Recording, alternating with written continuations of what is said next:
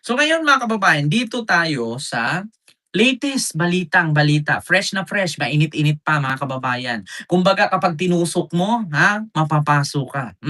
Ganun ka-latest ang balitang ito. Bakit? Kisame sa NAIA 31, Terminal 1, bumagsak. Ayan na naman tayo, Duterte, oh. Ligong, oh. Tandaan niyo ito mga kababayan. Kapag may proyekto sa gobyerno na bumagsak, kay Duterte yan. Kapag may proyekto ang gobyerno tapos bumagsak, kay Duterte yan. Bakit? Yung tulay sa Davao, bumagsak, kay Digong yon. Yung tulay sa Isabela, bumagsak, kay Digong yon. Yung release ng tren doon sa Naga, bumagsak, kay Digong yon. Ngayon naman mga kababayan, Terminal 1 sa NAIA, bumagsak ang kisame. Marami ang nasugatan. Eto na nga mga kababayan. Putang ina talaga. Oh, tapos sisihin na naman si Marcos nito. Putang ina talaga. Kay Marcos na naman ang bagsak nito mga kababayan. Ito. Mga kababayan, kawawa naman yung taong nakaupo doon. Nabagsakan. Ito mga kababayan, lakasan natin ha. Kapag may proyektong bumagsak, tatak Duterte yan. Lahat na lang talaga, puro kasi substandard. Dala yan ng mga pangungurako. Tama, Sir Ernie Gaufo. Ng Ninoy Aquino International Airport Terminal 1, ang bahaging ito ng arrival area kung saan marami pong kainan ay matapos umagsak ang bahaging ito ng kisame na yan. Ayan po kung makikita ninyo, ayan po yung apektadong kisame kanina. Ilan po Bukod dyan mga kababayan, yung bollard, yung mga bakal na nakatayo. Di ba may nabangga doon yung ano ba yun, yung papuntang Dubai, yung lalaki at saka yung mag-ina? Patay. Yung bollard, bakit? Di ba ang bollard dapat pag binangga ng kotse yan, yung nguso ng kotse magli-letter V? Lulusot. Ito, halimbawa, ito yung bollard. Pag bumangga ang kotse, ganun dapat ang kotse niyan. Pasok dapat, pasok na pasok. Ganyan mga kababayan. Ang problema, nung binangga ang bollard, lumipad ang bollard, yung kotse dumiretso. 'Di ba? Kita nyo mga kababayan? Ay, Diyos ko. 'Di ba? So, i-continue natin mga kababayan. Kawawa, no? Ito ha, mga kababayan, pakinggan. Panoorin ninyo. Ayan, no? Wait lang ha. Bumagsak. Ayun, natamaan yung ulo ni tatay at ni ate. Oo, may namatay na bata. Yun sa Bollard. Yan naman Kita nyo yan, bumigay. Sa Jollibee yata yan eh. Kagilid ng Jollibee.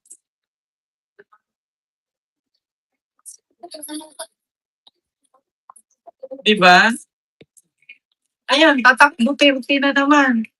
Kawawa. Ayun si kuya. Tingnan mo, dugo ulo.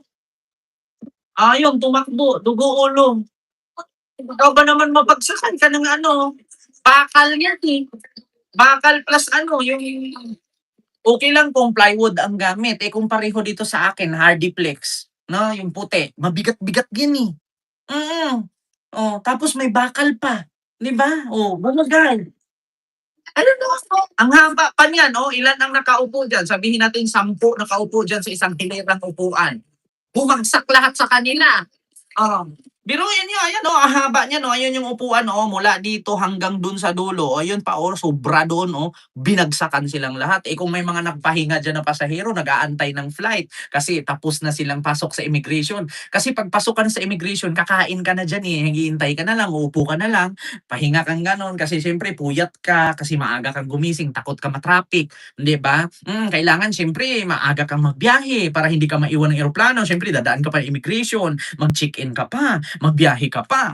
Siyempre, 'di ba, may kasabihan tayo na kapag ka umalis, lalong-lalo papunta sa abroad, 4 hours. Advance 4 hours. So siyempre, aga mo doon. Siyempre, nakalusot ka na sa immigration, tapos ka na maka-check-in, kakain ka na, tapos mo kumain, pahinga kang ganyan. Tapos si Mahima, 3 minuto, bumagsak sa ulo mo. Embes na papunta kang abroad, papunta ka ata St. Luke's. Hospital ang lipad mo. Diyos mio, Marimar. Tapos ang mangyari, i-refund kaya yung mga ticket nila doon. 'Di ba? Oo, Diyos mio Marimar, naku. 'Di ba mga kababayan, sabi ni Chakuskay, ano, Chakuskay, hindi sa takot kay Sara, the point kung siya ang presidente parang lutang kung magsalita. Paano kung humarap siya sa mga world, leaders at daming issue sa kanya pero ayaw niyang harapin. Eh, yun nga ang problema, eh. Which is ganyan naman ang ginawa ni Digong noon mga kababayan. Kapag umattend siya ng ASEAN Summit, nakaupo lang, tahimik lang, wala kang halos lumalapit kay Digong, eh. Nakita niyo? Tapos sa Asia lang siya, bawal siya sa Europe, bawal siya sa UEA, bawal siya sa Amerika kasi naka-ban siya doon. Puwede siya, pumunta 'pag inimbitahan, 'pag hindi siya invited, hindi siya puwedeng pumunta na walang rason. Kasi nga mga kababayan, naka-ban po siya. Oo, so ganyan lang puwede niyang puntahan, Russia, ayan lang mapuntahan niya. Japan, Australia hindi nga siya nakapunta doon, eh. 'Di ba? So, ganyan lang din gagawin ni Sarah, mga kababayan. Diyos ko po, kita ninyo mga kababayan, kawawa naman po yung mga biktima ng ano, biktima doon sa kisaming bumagsak. Ganyan ba ang sinasabi nilang na magaling na pinuno daw si Digong? Litsugas, lintian, pisting yawa. Kung ikaw ngayon Duterte o DDS supporter, tas nabagsakan ka ng kisame, 'di ba? Nabagsakan ka ng kisame, sasabihin mo pa bang DDS ka pa rin? Proyekto ni Digong 'yan. Wala namang pinagawa si BBM diyan sa Terminal 1, eh. Bakit may binago ba si BBM diyan sa Terminal 1, Terminal 2, Terminal 3?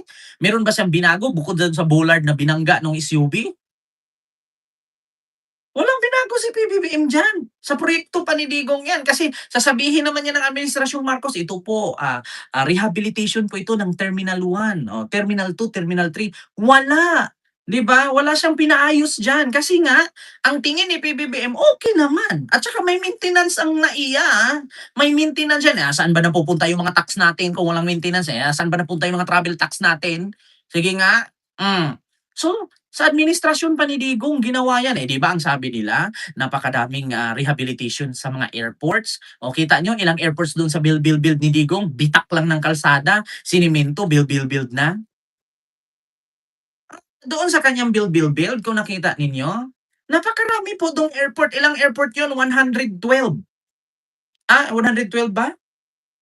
112 airports ang kanyang, ni-renovate, oo. Pero ang airport sa Pilipinas 90 lang. Eh, saan yung iba? Kaya nga nagtataka din ako, eh. Ang mga DDS, ang galing ni Tatay Digong 'no, yung airport, yung hospitals, yung schools, universities. Tapos nung ichineck ko 112 airports build daw. Tapos nung ichineck ko yung airport, 90 lang naman yung airport. Saan napunta yung iba?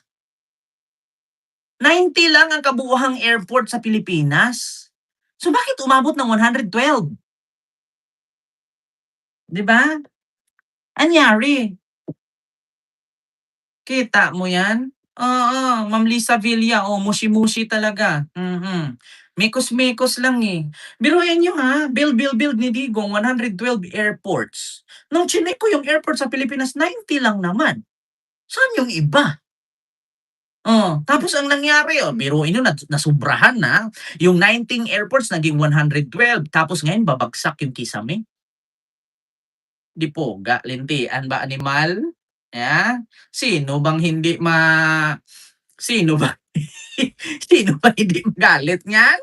Ah, kita niyo 'yan, mga kababayan, 112 airports. Kalaunan, ang inorgona ng mga tauhan ng Ninoy Aquino International Airport Terminal 1 Hmm. ang bahaging ito ng arrival area kung saan marami pong kainan.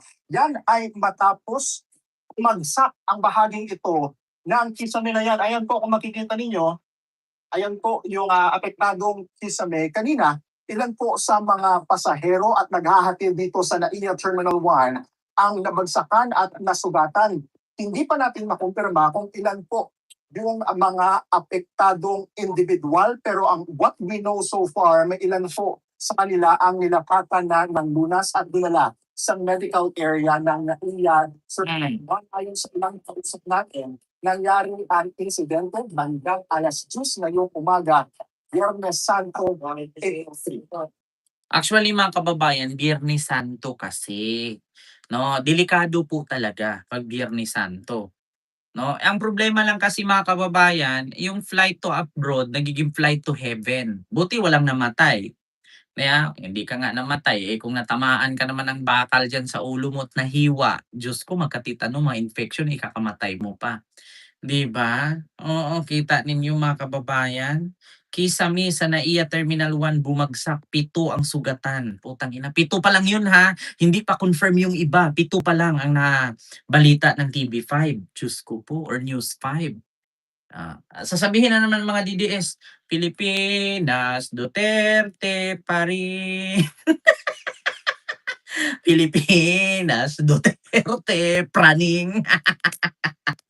Bumagsak ang kisame. Sasabihin pa rin nila yan, Duterte pa rin kahit anong gawin, Duterte pa rin, bahala kayo sa buhay ninyo. Bagsakan na kayo ng kisame, Duterte pa rin. Ay, Diyos ko. Ah, biruin mo yan, nabagsak na, nahulog na yung tulay, bumigay na yung tulay, may nadisgrasya, may mga sasakyang nasira, Duterte pa rin. Nabagsakan ng kisame, Duterte pa rin. Putang ina, ano, kahit siguro 'pag may landmine diyan na binaon ni Digong at naapakan mo, naputol yung hita mo, Duterte pa rin. Uy, si Digong ha, tao lang 'yan, hindi santo. Huwag niyong dasalan, 'di ba? Hay naku. Ayun, love kita diva, mega love shoutout po. Diyos ko po. Pilipinas, Duterte, praning. 'Di ba yan yung lagi nilang tugtog? Pilipinas, Duterte, praning. Ayun, ayun na nga mga kababayan, klarong-klaro, kitang-kita. Kawawa po talaga ang mga Pilipino na sabi nga ni Sir Ernie Gaupo, resulta ng korapsyon, resulta ng pangungupit, resulta ng mga substandard, resulta yan ng mga bakal na gawang China. 'Di ba? Resulta yan mga kababayan ng mga produktong mula China. Bakit? Biruin mo, bumili ka ang pondo mo dun sa kisame ng airport na yan, sabihin natin 100 million. Airport bubong, 100 million. Tapos yung pinambili mo puro substandard, made in China. Diyos ko, hinangin lang ng malakas kasi medyo malakas ang hangin ngayon kasi summer. Tapos medyo malakas pa ang init kasi summer na eh. Aba, bumigay. 'Di ba? Bakal naman kasi mga kababayan, hindi naman kasi bakal pako ang inilagay doon or bolt. Ayan, John Hubert Benson. Ayan, ano? Benson ba 'yan pagbasa? Maraming salamat po sa iyong super sticker. Thank you so much. Baka naman kasi mga kababayan, stick glow ang nilagay. 'Di ba 'pag stick glow, 'pag sobrahan sa init 'yan, 'di ba natutunaw yung glow? Bumigay. 'Di ba? Kasi kung ang nilagay doon mga kababayan, pako or di kaya rosca na bolt na may rosca, hindi yun bibigay yung bubong na yun. Ang problema lang kasi mga kababayan, baka naman kasi glue stick. Glue stick or epoxy ang dinikit. Ayun, bumigay! Bakit? Gumawa ka ng kisame, alam mo, ulo ang babagsakan. Alam niyo ba ang pinaka-importanting parte sa ating katawan ay ang ulo? Kasi the more na pag ang ulo mo nasugatan, ang dugo niyan, siplit. Sa Bisaya, sirit agad. Sirit agad ang dugo niyan. Hindi mo mapipigilan kahit tatakpan mo yan, bubulwak-bulwak yan. Bakit? The more na nagha-heartbeat ka, the more nagagalaw ang utak, the more na ang dugo, tatalsik, sisirit yung mabilis na dugo, ma-hemorrhage ka, ikakamatay mo pa. Tapos gagawa ka ng kisame, yung bakal ang ilagay epoxy, 'di ba? Siyempre 'pag uminit yung epoxy matatanggal yun, eh. Maliban na lang kung laging lamig, Diyos ko naman, kasi kapag ang malamig ang panahon, yung epoxy, yung goma yung epoxy, the more na 'pag malamig dumidikit sa bakal 'yan. Pero 'pag the more na mainit, matutunaw yung epoxy, babagsak talaga kisame. Hindi ako naniniwala mga kababayan na bakal, pako, or di kaya bolt or rosca ang nilagay nila. Kasi kung bolt at rosca, hindi bibigay 'yan. Epoxy ang nilagay diyan, tapos substandard pa. Substandard na nga, epoxy pa. Kawawa naman yung biktima. 7 ang sugatan, yung isa nauulol at kumanta ng Pilipinas, Duterte, praning. 'Di ba, Sir Kendry? Oh, laway lang nilagay o glow. Baka nga kanin lang dinikit nila diyan, eh. Dinikitan lang ng kanin isa-isa, eh. Naku, kita niyo 'yan mga kababayan. Sana maimbestigahan kung sino kontraktor niyan, eh, mga kababayan. Kaninong administrasyon ginawa 'yan, naku, patay ka din, mga kababayan. Kasi si Marcos ang masisihin niyan. Mm. 'Di ba, kita niyo mga kababayan, kawawa, kawawa talaga mga kababayan. Ako naaawa ako na natatawa, bakit? Yung mga Pilipino natin siyempre imaginin mo yon kung siyempre 10:00 ng umaga bumigay, eh. Ganito, example ko sa inyo. 10:00 ng umaga bumigay yung kisame, tapos may umupo doon. Siyempre kung ang flight mo ay 12:00 ng tanghali, malamang sa malamang 6:00 pa lang ng umaga nanggaling ka na sa bahay niyo. O siyempre hindi naman porket 6:00 ay nanggaling ka sa bahay ay 6:00 ka rin nagising. So 4:00 pa lang ng madaling araw nagising ka na, nagpe-prepare ka na, So kung 6:00 ka nanggaling sa inyo, magbabiyahe ka na ilang oras kasi traffic, eh. So narating ka doon ng 6:00, 7:00, 8:00 nasa airport ka na. So 9:00 pupila ka niya, 8:00, 9:00 pumila ka na sa immigration, tapos nag-check-in ka na, tapos nag-immigration ka na, tapos pahinga ka na niyan kasi flight mo 12:00. 9:00, 10:00, 11:00, 12:00, may 2 oras ka pa kasi advance nga 4 hours, eh. Oo, hello po Ma'am Lita Nirok, ayan, maraming salamat po sa iyong super chat, ma'am. Thank you so much po diyan sa UK. Ayan. So siyempre mga kababayan, kung ang flight mo 12:00, malamang nga talaga magising ka madaling araw 4:00, 6:00 biyahe, o 2 oras, 1 oras biyahe mo kasi traffic, papuntang airport. So pipila ka sa immigration, mag-check-in ka, tapos pahinga ka konti kahit mga 2 oras ka mag-antay bago mag-flight. O ganyan kasi ako mga kababayan pag nagpunta ako ng ibang bansa. Kung ang flight namin is 10:00 ng umaga o 12:00, 5:00, 4:00 pa lang gising na ako niyan kasi biyahe mula Pasay napakalayo sa amin kaya, bukid kami. So, siyempre magbiyahe pa kayo 1 oras kalahati, minsan 2 oras. Kasi pasukan ng umaga 'yan, eh, umaga ang biyahe niyo, eh, So ngayon, pagdating mo doon, check-in ka, pila ka sa immigration, pagkatapos mo kain ka muna, pahinga konti, tapos nung natapos mo okey lang kung tapos ka ng kumain, eh, kung kakakain mo pa lang nabagsakan ka na, 'di ba? 'Di ba? Oo, kakakain mo pa lang nabagsakan ka, eh, puyat ka. Siyempre ang unang gagawin mo dun sasandal ka na, "Ang sarap ng buhay ngayon." Bong! Lumagabok yung bubong.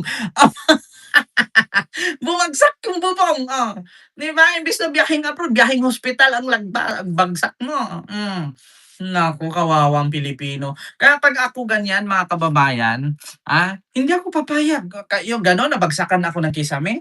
Ay hindi, managot kayo sa'kin kasi yung biyahe ko no'n, hindi naman po puwede na kahit may sugat ako, tuloy ang biyahe, hindi puwedeng gano'n. I-refund niyo yung pamasahe ko, i-refund niyo yung nagastos ko na i-check-in naming hotel doon sa ibang bansa at lahat ng aming araw i-refund ninyo hanggang sa gumaling ako tsaka kami mag-flight ulit, 'di ba? Alam niyo, itong mga nabagsakan ng kisame na 'to, may trauma na 'yan, may trauma na 'yan. Sa ibang airport na 'yan sila pupunta. Hindi na 'yan sila diyan sa NAIA, mga kababayan. Like po tayo mga kababayan. Hindi po 'yan sila mga kababayan, hindi na 'yan ma-trauma ka na siyempre, nabagsakan ka diyan, ibabalik ka pa? Kung ako dun na lang ako sa Pampanga, dun na lang ako sa Pampanga o kung hindi dun na lang ako sa kung saan may airport na puwedeng liparan, ng direct flight. Oo, Diyos ko naman mga kababayan, kung ako matu-trauma ako sa ganyan, ay. Diyos ko naman, babagsakan ka? Kung ako dun na lang ako sa Clark, at least yung Clark ang lawak ng ano, ang lawak ng kisame, diyan yung kisame kung ang height mo ay 8 footers ka, untog ka, eh, maiksi lang ang kisame diyan sa airport, Sa NAIA mga ano lang, 2 tao ipatong maaabot mo na, Kaya kung ako lilipat na ako ibang airport, ayaw ko na sa mga ganyang ano, eh, Diyos ko mapapahamak ba naman ako. Ayan, oh, iyak-iyak yung lalaki o niyakap yung nanay niya nabagsak. History na, ako po si Gio Robles. Mm. Yan. Kita nyo yan, nabagsakan ng kisame. Kinordona ng mga tauhan ng Ninoy Aquino International Airport Terminal 1 bahaging ito ng arrival area kung saan marami pong kainan. Yan ay matapos umagsak ang bahaging ito. Nanay Nita, hello po. Makikita ninyo, ayan po yung apektadong kisame kanina. Kita nyo mga kababayan, tignan nyo yung kisame, oh. Tignan nyo yung welding ng kisame. Oh, hindi pa. Eto ha, dito pa lang, oh, lakihan ko ha. Ito. Pwede ba itong lakihan? Hindi pala. Kita nyo yung welding, oh, hindi pantay yung bakal. Nag-welding ka, kalahati lang ng bakal nakadikit sa welding. Yan palang ibig sabihin substandard na. Mga kababayan, patsi-patsi ang gawa. Makikita mo, nag-welding ka, tignan mo yung bakal, oh. Ayan, oh. Ganito, example, bakit ko sinabi yung bakal? Ganito. Halimbawa, ito, bakal to, bakal. Ito, bakal din to. Ang ginawa nila mga kababayan, imbis na ganito ang pag-welding mo sa bakal, nakaganyan. Kalahati lang ng bakal nakadikit sa welding. Dapat buo yun eh. Dapat buo ang bakal, ang ginawa nila nakaganyan lang. Kalahati lang ang nakakabit. Bakit ito yun mga kababayan.